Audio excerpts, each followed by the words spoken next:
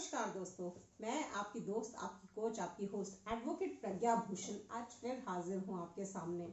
एक ऐसे टॉपिक को लेकर के जिसके बारे में बहुत लोग जानना चाहते हैं, समझना चाहते हैं, पर एग्जैक्ट समझ नहीं आता कि कैसे किया जाए, क्या होता है, क्यों होता है। तो आज हम बात करेंगे लॉ ऑफ अट्रैक्शन के उस पार्ट की जो डिस्कस तो बहुत होता है लेकिन समझाया नहीं जाता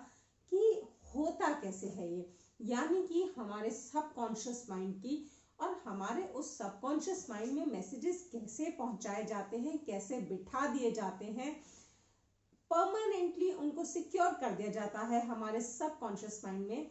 ताकि हम अपनी जिंदगी को बदल सके, अपने उन ख्यालों को, उन थॉट्स को परमानेंटली अपने सबकॉन्शियस माइंड में बिठा करके।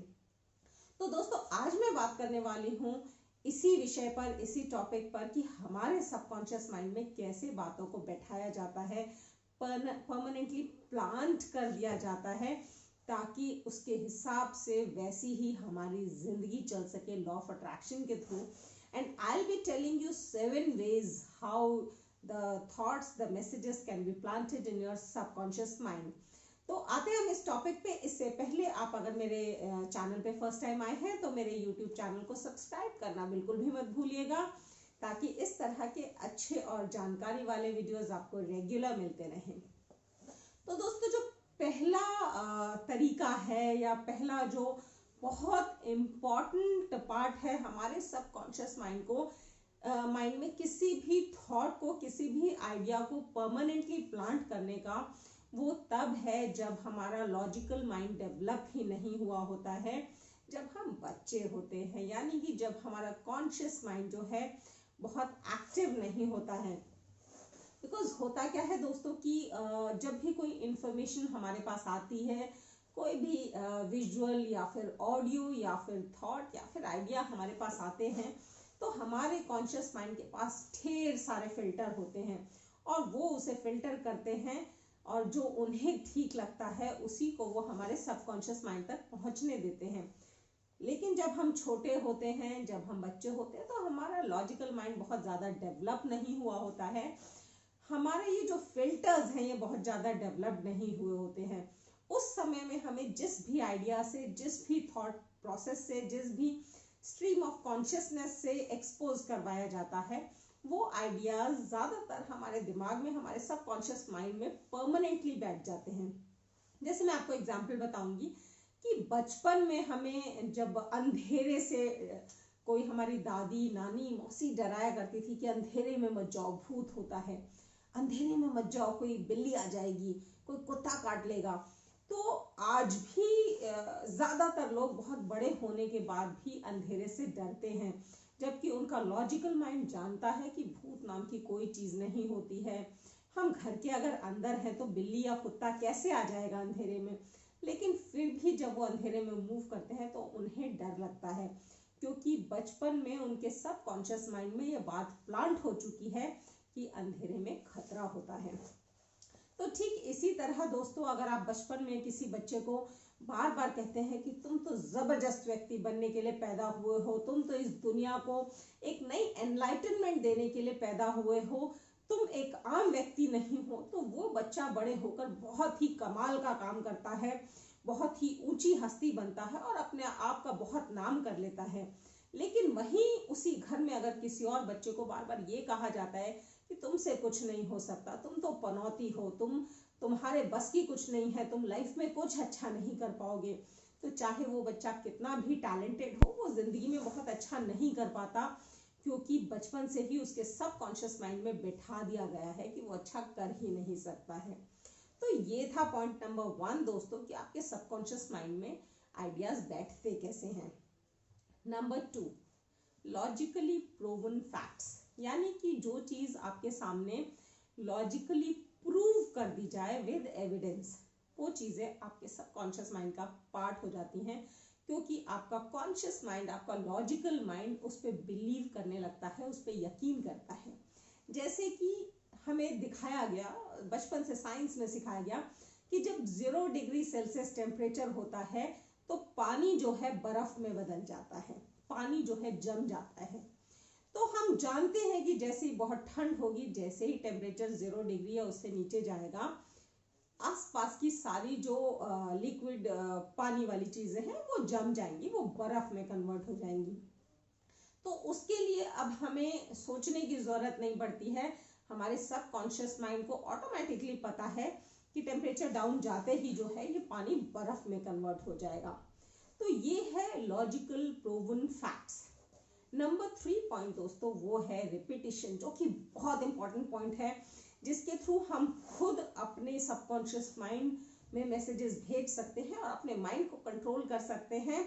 अपने सबकॉन्शियस माइंड को रीप्रोग्राम कर सकते हैं। जैसी हम फ्यूचर में जिंदगी चाहते हैं वैसी जिंदगी बना सकते हैं थ्रू रिपीटिशन।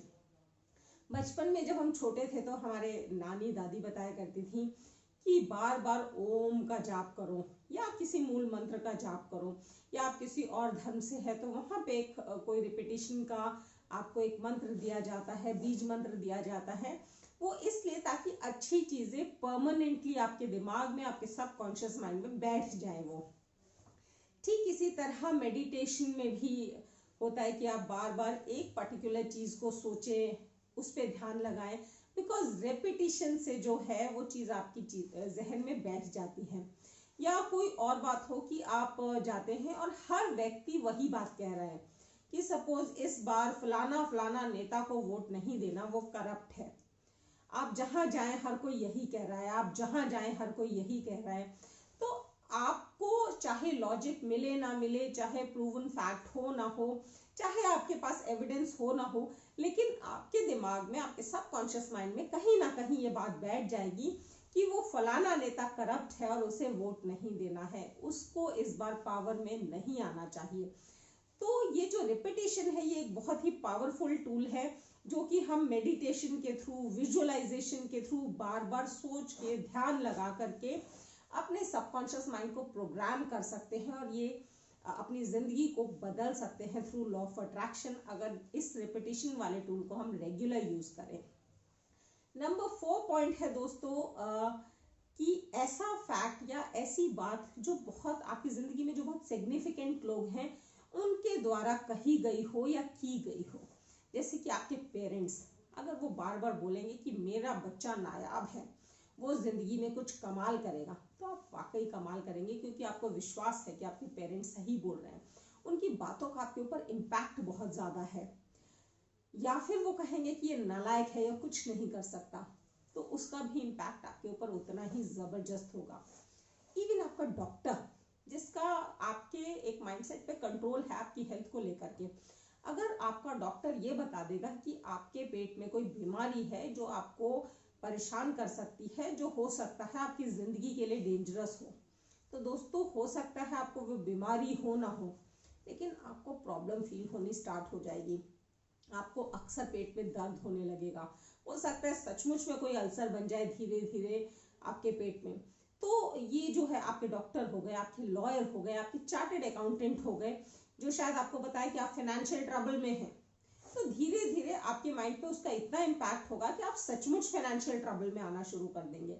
तो ये जो आपके सिग्निफिकेंट लोग हैं आपकी लाइफ में, आपको बहुत ही ध्यान से चूज करने होंगे कि ऐसे कौन से लोग हैं जिनकी बातों का असर आपके दिमाग पे होता है। या आपके गुरु हो सकते हैं, आपके देश के प्राइम मिनिस्टर हो सकते हैं, जो कोई बात कहें तो आपके दिमाग में बैठ जाए। तो वो हर व्यक्ति जिसकी बातों का आपके दिमाग पे बहुत असर होता है, जो आपकी लाइफ में इम्पोर्टेंट है, उसकी कही हुई बातें, उसकी किए हुए काम आपके सबकॉन्शियस माइंड में बैठ जाते हैं। नंबर 5 है दोस्तों इमोशंस।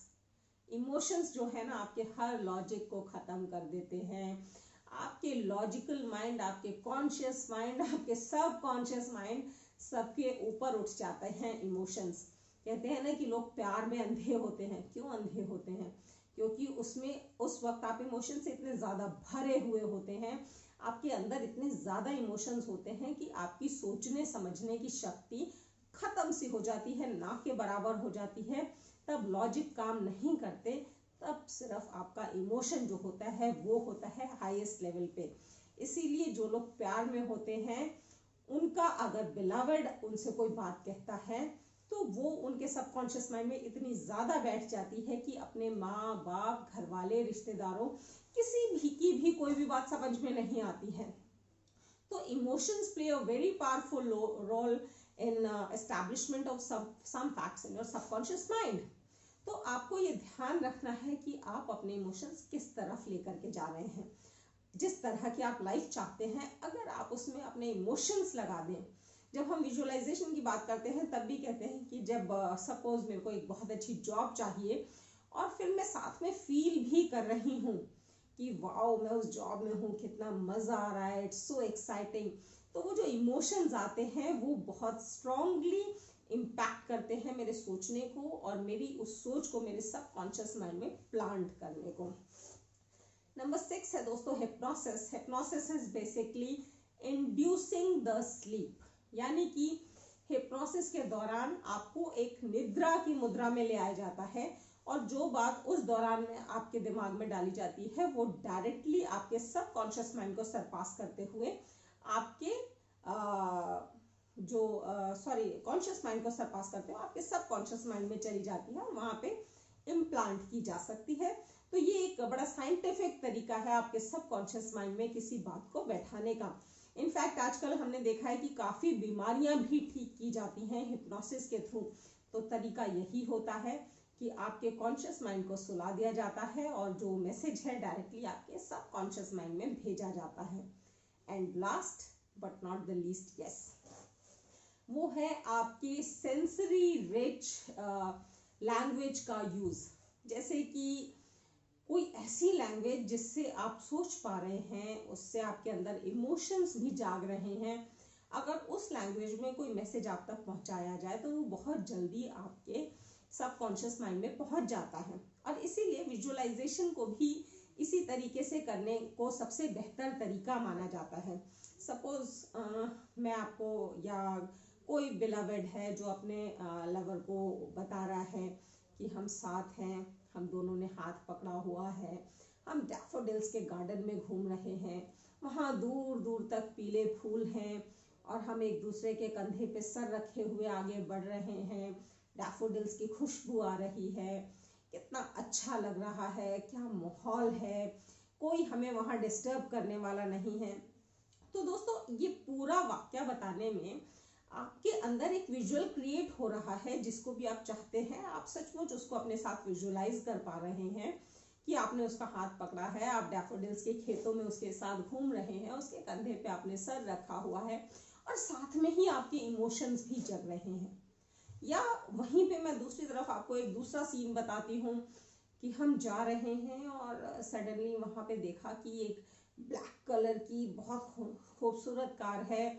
जो कि सैंट्रो है और बिल्कुल न्यू ब्रांड सैंट्रो है, जो पेड़ से टकरा गई है, उसका आगे का बम्पर बिल्कुल फट चुका है, पेड़ के अंदर घुस चुका है, उसमें जो व्यक्ति ड्राइव कर रहा था उसका सर सामने वाली स्टीयरिंग से टकरा गया है और पूरी स्टीयरिंग और कार खूनम खून हो चुकी है। बहुत ही डरावना एक्सीडेंट है, उस कार को काट के कट उसमें से उसकी बॉडी निकाली जा रही। तो आप इसमें पूरा विजुअलाइज कर पा रहे हैं उस सीन को और साथ में ही आपके अंदर एक दया की, घृणा की, डर की भावना भी आ रही है, एज इफ वो एक्सीडेंट आपके सामने हुआ हो।